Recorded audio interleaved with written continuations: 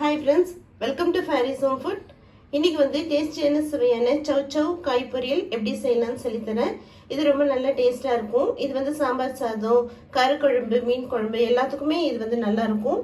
மெயினாக பார்த்தீங்கன்னா சுட சுட சாதத்துக்கும் இதை போட்டு சாப்பிட்றதுக்கு ரொம்ப நல்லா இருக்கும். வாங்க இது எப்படி செய்யலாம்னு சொல்லித்தரேன். வீடியோக்குள்ளே போய் பார்க்கலாம். வீடியோக்குள்ளே போய் பார்க்கறதுக்கு முன்னாடி நம்மளுடைய சேனலை சப்ஸ்கிரைப் பண்ணாதவங்க சப்ஸ்கிரைப் பண்ணிக்கோங்க. தேங்க்யூ.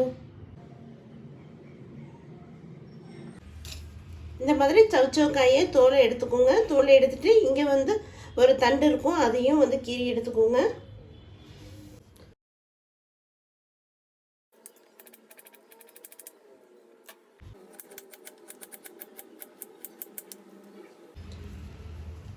பாருங்க, இந்த அளவுக்கு ஒரே சைஸ்ல கட் பண்ணி வச்சுக்கோங்க.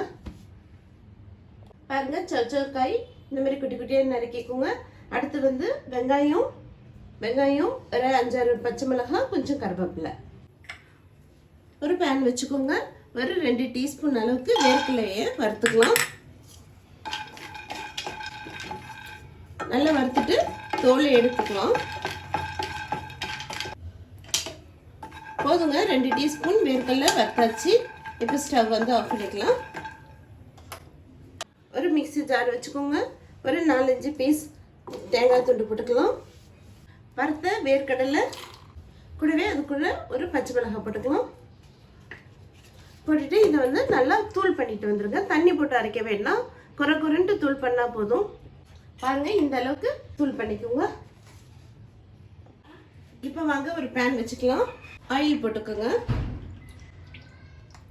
எண்ணெய் சூடானதும் ஒரு 1/2 டீஸ்பூன் கடலைப்பருப்பு,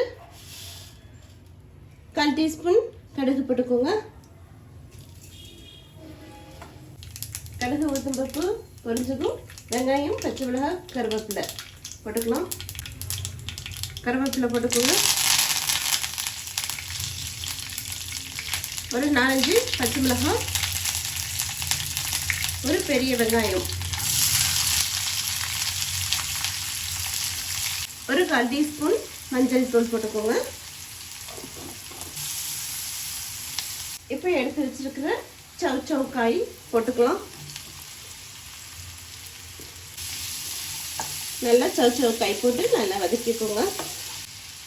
ஒரு 4 பல்லு பூண்டு தோல் உரித்து அதையும் போட்டுக்கோங்க. இந்த காயிலே வந்து தண்ணி வந்து விடுங்க, அதனால நீங்கள் வந்து தண்ணி நிறையெல்லாம் போட வேண்டாம். ஃபஸ்ட்டு நம்ம நல்லா காயை வதக்கிக்கலாம். காய்க்கு தேவையான உப்பும் போட்டுக்கலாம்.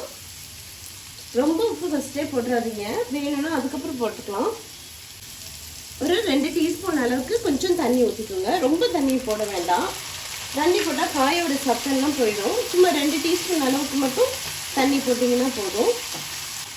இப்போ ஸ்டவ் வந்து மூடி போட்டுட்டு சிம்மில் வச்சுருங்க. ஒரு 5 மினிட்ஸு கண்டிப்பாக சிம்மில் வச்சுருங்க. காய் நல்லா வெந்துடும். 5 மினிட்ஸ் ஆயிடுச்சு. பாருங்கள், காய் நல்லா வெந்திருக்கு. நீங்கள் வந்து இடையில கிண்டி விட்டுக்கோங்க.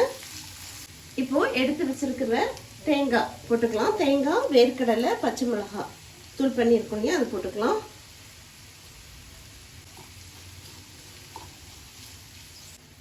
பாருங்க, நல்லா தேங்காய் போட்டு நல்லா வதக்கி விட்டுக்கலாம். அவ்வளோதான். இப்போ வந்து ஸ்டவ் வந்து ஆஃப் பண்ணிக்கலாம். இப்போ இதை ஒரு பிளேட்டுக்கு மாற்றிக்கலாம். சூப்பராக சவ் பொரியல் ரெடி ஆயிடுச்சு. இது ரொம்ப நல்ல டேஸ்ட்டாக இருக்குங்க. இது வந்து சாம்பார் சாதம், கரு குழம்புக்கெலாம் இது ரொம்ப நல்லா இருக்கும். காயே சாப்பிட மாட்டேன்னு சொல்லிட்டு குழந்தைங்க கூட இது ஏற்கொள்ளெல்லாம் போடுறதுனால குழந்தைங்களுக்கு இது சவ் காய் மாதிரியே தெரியாது. இது கேட்டு விரும்பி வாங்கி சாப்பிடுவாங்க. இந்த மாதிரியே நீங்களும் செஞ்சு பாருங்கள். இந்த வீடியோ பிடிச்சிருந்ததுன்னா லைக் பண்ணுங்கள், ஷேர் பண்ணுங்கள், சப்ஸ்கிரைப் பண்ணுங்கள். தேங்க்யூ ஃபார் வாட்சிங்.